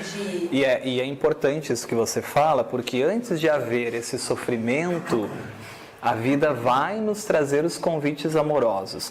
Porque mesmo no mundo de provas e expiações, que a gente tem dificuldade para aprender, entendendo, respeitando os convites para aproximação, ainda assim Deus não desiste de nós, em nenhum momento. Então, se você perceber naqueles momentos em que você passa por sofrimentos, antes disso, parece que há sinalizadores na nossa consciência. Parece que há uma voz que nos orienta como a gente deve agir. E de forma geral a gente acaba não ouvindo e vai seguindo outros caminhos que nos levam a esse sofrimento. Agora, sem dúvida, em mundos mais aprimorados, o sofrimento não tem espaço, não cabe, porque as experiências pedagógicas de que Deus se utiliza para esse convite, nós nem fazemos ideia ainda de como isso se processa, né? Qual é o convite? Você imagine você ter um filho que você possa educá-lo pelo conhecimento e pelo exemplo. Então, ele aprende, olha para você e pronto, vai fazer aquilo. Talvez num mundo feliz seja assim. Talvez lá, como o espírito já é mais desenvolvido no valor psicológico, ético-moral, realmente ele não precisa de uma infância tão longa quanto na Terra. Então lá a infância é muito curta. Pouquinhos anos de vida ele tem como se fossem muitos anos aqui no planeta Terra. Porque lá a mãe não precisa, os pais não precisam desse cuidado por 7 anos com a criança, né? Depende dessa maturidade que o espírito tem. Então, cada mundo comporta necessidades especiais para o próprio mundo, seguindo uma ordem criada por Deus, da qual a gente não faz nem ideia de como é esse processo, né? A gente tem algumas suposições pela lógica, pela racionalização. Mas o sofrimento não é ad eternum, né? Tem dia para acabar, né? Agora, o mais interessante é transitar pelo sofrimento em contato com o self, dialogando com o self. Aí eu não sofro, aí eu tenho a paz do Cristo, aí eu estou no sofrimento tranquilo, resignado, como diz Joana de Ângeles no livro Plenitude. Mas não é resignado assim, a vida é assim, Deus quer assim, então tudo bem, Deus quis que eu tivesse câncer, então vou ter. Isso não é, isso é resignação passiva, que eu não entendo o processo. A resignação que ela diz é resignação dinâmica, ativa, em que eu entendo que na vida há um Deus justo, há um Deus amoroso, há um Deus bondoso, que nada acontece sem que haja o controle divino. E que nada acontece sem respeito à lei de causa e efeito. Causa, consequência, ação, reação.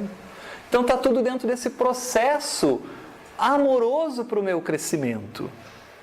Então, transitar pelo sofrimento no diálogo com o self é dizer: muito obrigado pela oportunidade de crescimento. Não vai ser fácil, eu sei que não vai ser, que vai doer, que vai ter momentos que eu vou desabar, que vai ter momentos que eu vou me sentir desamparado, mas que nesses momentos eu possa ter a lucidez de buscar a Ti. E aí a gente sintoniza com Deus na oração, com o mundo espiritual, com o Deus interno, com o self, e transita por aquilo resignado, entendendo, mas fazendo todos os esforços para vencer aquilo. É completamente diferente os dois tipos de resignação, né? Então a meta da vida é o ego integrar-se. Integrar-se a quem? Self. gradativamente e de maneira equilibrada ao conteúdo pleno do inconsciente e expressar agora de maneira consciente, né, toda a potencialidade do ser que corresponde ao espírito imortal. A cada existência, o ego dá um passo a mais na percepção do inconsciente, bem como na fusão ou integração com ele, no sentido que o Cristo dizia: brilhe a vossa luz. A cada momento que esse self vá brilhando cada vez mais e integrando. Além de mais tem, mais que será dado. Perfeito. Aquele que pensa que tem, aquele que pensa que até o que pensa que tem, ele será retirado. Então, enquanto no ego, é um problema sério. Perfeito. Você acrescenta e você leva. Perfeito. Você não perde mais. Isso aí. Os valores do ser. E aí ela continua, em busca da verdade, no prefácio do livro. É através do processo de maturidade psicológica, ela fala de infância psicológica, agora ela vai falar de maturidade psicológica, que o self vai se libertando das camadas que lhe dificultam o conhecimento. Quanto mais maduro o psicológico é o indivíduo, mais o self dialoga com o ego. Vai se libertando das camadas que o ego cria para esconder o self. Desde que vitimado pelo ego, com todas as suas heranças do primitivismo, olha aqui a necessidade das satisfações primárias só que a gente quer. É aqui a herança desse período. Especialmente na área dos instintos, né?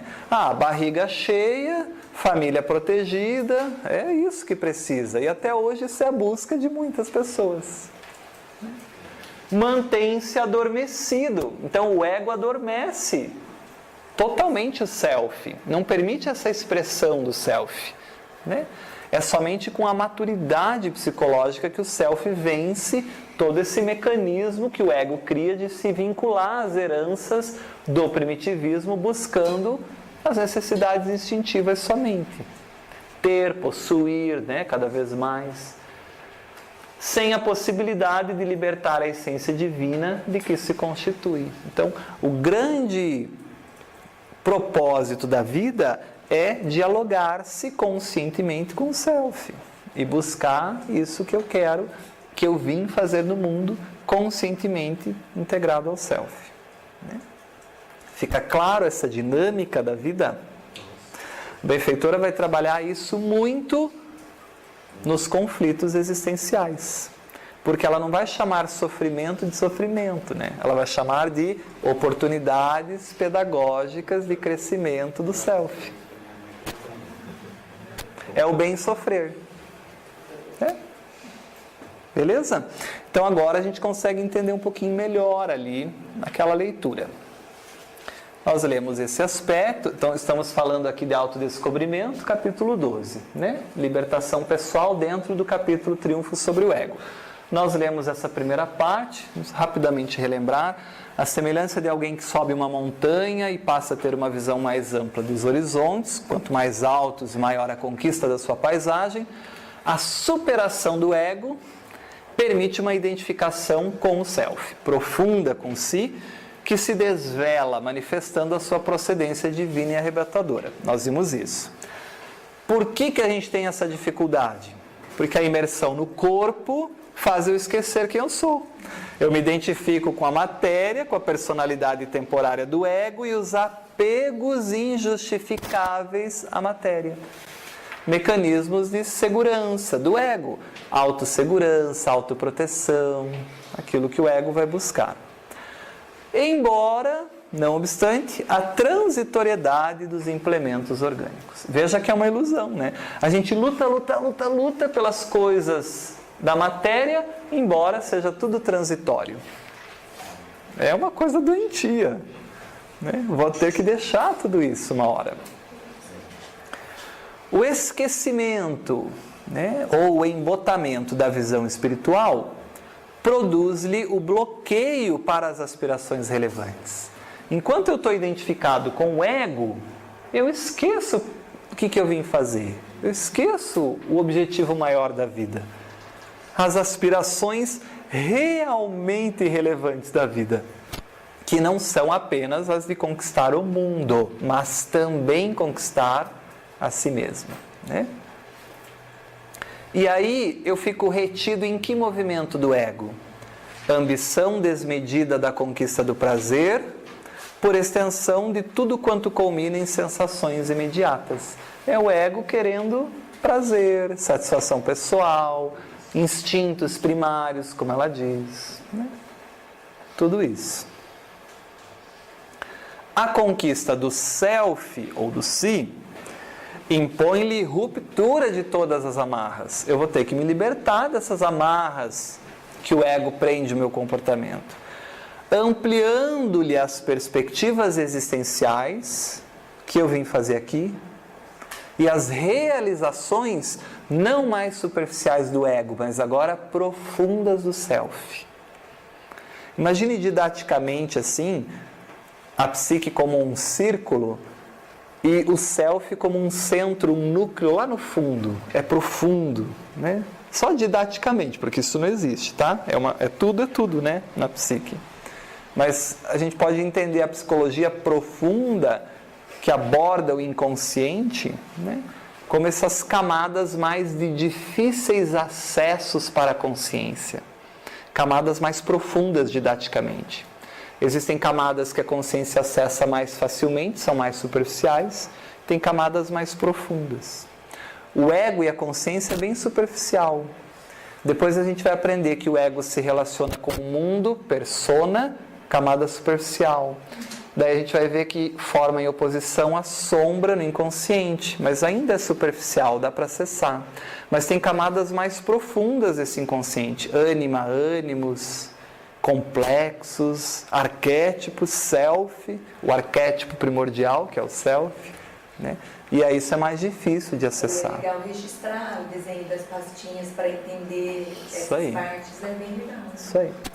Então, como o Vanin gosta de lembrar, estamos falando da estrutura da psique, mas a gente está falando de ego ainda, né?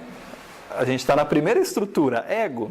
A gente nem saiu ainda daí. Depois nós vamos para o inconsciente. Daí a gente vai começar a ver tudo isso. Inconsciente, pessoal, coletivo e tudo que compõe esse inconsciente. Quanto maior, olha o que ela vai dizer, for a capacidade de entendimento. Capacidade de entendimento do quê? Da vida, do que eu faço aqui. Lembra que ela diz antes que tem que parar e refletir profundamente sobre o sentido da vida? Senão não tem como se conectar com o self. Quanto maior for a capacidade de eu parar, refletir e compreender o que eu faço aqui, e naturalmente me desapegar das coisas, porque eu entendo que tudo é transitório, o que é material é transitório. Então, quanto maior a capacidade do ser de fazer essas coisas, maior é o diálogo que ele estabelece com o self. Mais amplas perspectivas de conquista se lhe desenham atraentes. Ele começa a ver o mundo de outra maneira. Meu Deus, estou começando a viver agora. É aquela pessoa lá de 60 anos que diz assim, mas eu estou na melhor fase da minha vida. Estou feliz, realizado, agora eu faço o que eu gosto, estou descobrindo coisas que eu nem imaginava que tinha, e sendo feliz, e vinculando as minhas amizades. São valores do self. Hoje eu vi a expressão da Miriam Goldberg, sex-adolescentes, porque os de 60, de 70 estavam mandando bala. Então, houve uma revolução comigo de consciência. Que bom. Muito interessante. Legal. Sexo, 60, adolescentes. E naturalmente, se eu me abro ao self, eu preencho os espaços dominados, que eram dominados pelo ego, mas que agora se abrem a novas possibilidades, que são possibilidades do self, novas realizações. Esse desapego da visão egóica, material, né? Agora se abrem a novas possibilidades do self, né? A saída dos interesses objetivos, sair dessa coisa objetiva da matéria, né? Esse sol que vai para o meio-dia, que é racional, egóico, né? Enseja, oportuniza o infinito campo do mundo subjetivo, que é o inconsciente, transcendente, que tem que ser penetrado por esse ego. Tal qual afirmava São Boaventura, ou o doutor Seráfico. Olha, ela cita um personagem histórico, importante estudar aí um pouco a biografia, né? Que influenciou muitos místicos medievais ao anunciar que são 3 os olhos pelos quais se observa: o da carne, o da razão e o da contemplação. E aí a gente vai ter que entender que para a gente sair do interesses objetivos, eu tenho que parar e contemplar, que é o que a gente comentou antes. Senão eu não saio do processo automático objetivo. Não saio. Então, se eu estou só no objetivo, eu estou nos olhos da carne, da razão. Quando eu vou para os olhos da contemplação, eu estou no parar e olhar para o inconsciente, como a gente discutiu lá. Aqui que a gente brincou, né? Por isso que o mundo não para, por isso que a sociedade não para, está sempre envolta. Porque se parar, tem que ouvir as coisas que esse inconsciente vai falar. E aí estava tão bom quando a culpa não era minha.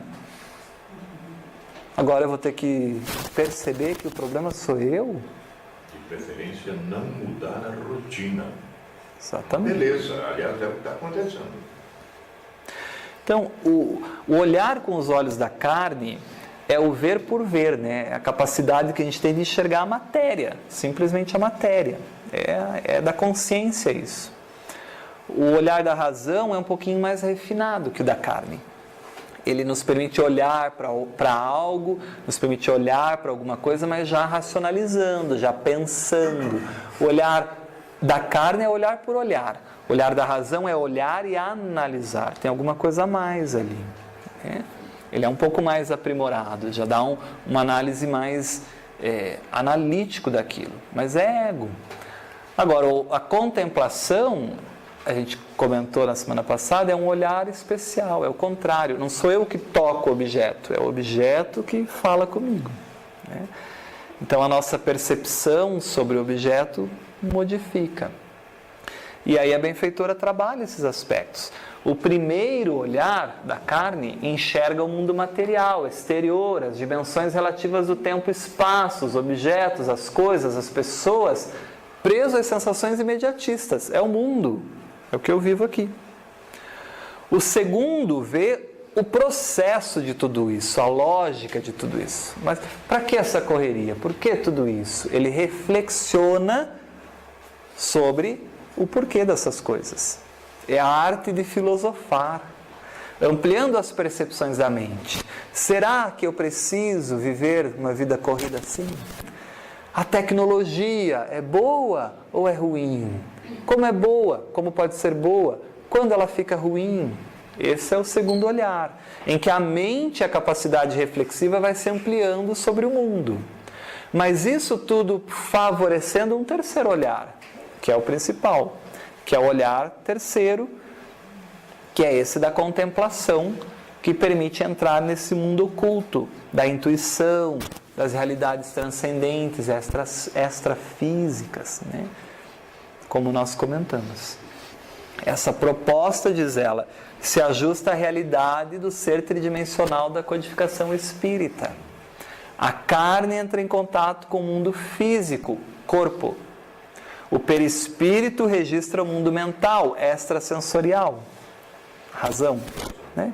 E o espírito sintoniza e se alimenta com a estrutura da realidade causal, é o self, onde se originou, para onde retornará. Então não dá para eu entrar e acessar o espírito só com a visão racional e da carne, não dá, tem que parar e sair dessa visão. A visão carnal detecta alguns contornos do estado objetivo, enquanto a razão, os detalhes que constituem esse mundo objetivo. Ele analisa os átomos, as moléculas, as partículas, entende o mecanismo. Isso tudo é racionalismo, é tudo razão atuando aí. Agora, para eu olhar para o inconsciente, não é nada disso. Aí é outro olhar, é a contemplação, que é transmental, é além da mente. É entrar no mundo espiritual, né? É energética na sua plenitude. É o contato com o Espírito. Quando você para tudo e faz a sua oração, isso é contemplação. Você não está mais no mundo material. Dependendo do estado que você entra de contemplação, você não sente frio, não sente calor, você nem vê o tempo passar, porque é outro mundo, é um mundo subjetivo, é um mundo do inconsciente. Né? Essa imagem foi mostrada no filme, do Buda, né? Foi Buda, foi passado todas as estações debaixo da árvore. Né? Perfeito, Até aqui. perfeito. Domina. Agora, é difícil isso na nossa vida, né? Olha o que ela toma. Os imperativos da tecnologia e da ciência. Isso é que olhar? Isso é materialista, é razão, é carne, né? E as exigências do ego obliteram no curso da história a visão contemplativa. Não tem espaço para isso. Nós discutimos isso quando? Lá na história da origem do pensamento de si mesmo, da conquista de si mesmo, né? Evolução do pensamento filosófico na conquista no conhecimento de si mesmo, a gente conversou sobre isso. E muitas vezes ainda bloquearam a da razão, detendo-se o ser apenas a da carne, o que é pior ainda. Às vezes estava só no mundo objetivo sem racionalizar, Idade Média. A libertação pessoal recupera essa percepção de quem eu sou, espírito imortal. É a visão transpessoal. Por superação do ego e dilatação do self, contemplação, diálogo com o self. Com o consequente triunfo do espírito sobre a matéria. Agora, olha que importante. Sem anular qualquer um dos olhos. Eu não deixo de viver no mundo. Eu não deixo de ter a matéria. Viver no mundo sem ser do mundo. Só que agora eu vivo no mundo com um olhar contemplativo do self. Então eu estou no equilíbrio entre necessidade, supérfluo, o que é importante, o que não é mais. E aí é muito mais interessante essa maneira de viver. Sem anular qualquer um dos olhos, facultando-lhes o direcionamento próprio que lhes seja peculiar conforme a circunstância. Então o ego agora, mais consciente, decide o que ele quer, como é o exemplo que a Adri disse. E esse ego tem que estar muito maduro para suportar depois o que vem da sociedade, muitas vezes. Vai ter que estar bem amadurecido. Mas o ego bem amadurecido, ele não vai se importar, porque esses mecanismos de persona que a gente vai aprender já vão ser mais vencidos também. Né? Paulo chama atenção para nós. Tudo me é lícito, mas Sim. agora já não me convém. Perfeito. Opa, antigamente eu topava qualquer negócio. Agora. Perfeito. Como ele diz também... Abrir o olho. Perfeito, Vaninho. Com essa aquisição, então quando a gente começa esse diálogo, as questões básicas da existência, que a psicologia procura responder: quem é o homem? De onde vem? Para onde vai? Veja, já não é só mais olhar razão, carne. Não é só mais. Agora tem a contemplação junto. Tornam-se factíveis de elucidação. Lembra que ela diz? Se eu não parar e refletir profundamente sobre o sentido da vida, eu não consigo me conectar com o self. Não consigo buscar essas respostas. Tornam-se factíveis de elucidação. Na perfeita união das correntes psicológicas individualistas do Ocidente e espiritualistas do Oriente. Discutimos isso lá na psicologia transpessoal. Lembram? Que foi necessário incorporar algumas ideias do Oriente. Né? Nesse sentido, a doutrina espírita sintetiza ambas as visões psicológicas, interpretando os enigmas do ser e capacitando a superação do ego. Poxa, acorda! Isso tudo que você está dando uma valorização imensa não é seu. Não é seu. Está sobre seu usufruto. Você vai ter que devolver, inclusive a tua família consanguínea. Não é sua. Nós estamos juntos para aprender, crescer, porque nós temos uma única família. Mas como você ainda não sabe amar a todos, a gente te coloca em pequenos laboratórios de desenvolvimento de amor. Precisa aprender primeiro a amar os próximos, para depois ir amando cada vez mais. E nem aí você consegue, às vezes, amar. Mas tem que começar em algum lugar. Né? Por isso que no livro Desafios da Vida Familiar, Camilo vai dizer que a família é um laboratório de experiências do Espírito. E eu costumo dizer que laboratório, dependendo da mistura, explode. Né? Dependendo da mistura que faz ali na família. Né? Nós temos 2 polos de atração familiar que o Espiritismo nos ensina. Polo da afinidade, e é tão bom os espíritos afins que estão conosco na família. Esses nos entendem só de olhar, não precisa falar com esses espíritos, a gente só olha e a gente está entendido. São espíritos afins. Para que vem? Para dar carga na nossa bateria, né? Para nos ajudar, é o colo, é o suporte, isso aí, eu te entendo, vamos lá, estamos juntos. Mas tem outro polo, que é o das diferenças. Afinidades que dão suporte e diferenças que nos educam. Só que quando a gente não quer aprender, são diferenças que geram brigas, geram problemas, mas não deveriam educar. Né? Então aí, o Espiritismo ampliando isso, essa visão de o que eu estou fazendo no mundo, me mostra que a existência física realmente é muito breve, para eu perder muito tempo com coisas que não são tão relevantes. Superação do ego, gloriosa conquista do eu profundo, mediante a libertação pessoal das paixões perturbadoras, anestesiantes, escravizadoras. E aí, para finalizar, é nesse momento então que o homem pleno que ruma para o infinito surge, né? Nasce, imagem e semelhança de Deus. Ela faz uma brincadeirinha aqui, né? Agora eu me conectei com quem? Eu me conectei com a imagem e semelhança de Deus em mim, que é o Self, que é a Imago Dei, né? Que é como eu fui criado por Deus para ser tudo isso, e não essa personalidade temporária somente. Né? Fica clara essa dinâmica do ego e do self. Isso tudo tem um nome, chama-se eixo ego-self. Na semana que vem nós vamos ainda aprofundar mais alguns aspectos do eixo, e depois, na outra semana, a Adriana Lopes, nossa psicóloga junguiana, então vai trabalhar sobre o eixo ego-self. Perfeito? Como se estrutura, como forma, como se amplia e como se estabelece isso de uma maneira efetiva para o nosso crescimento.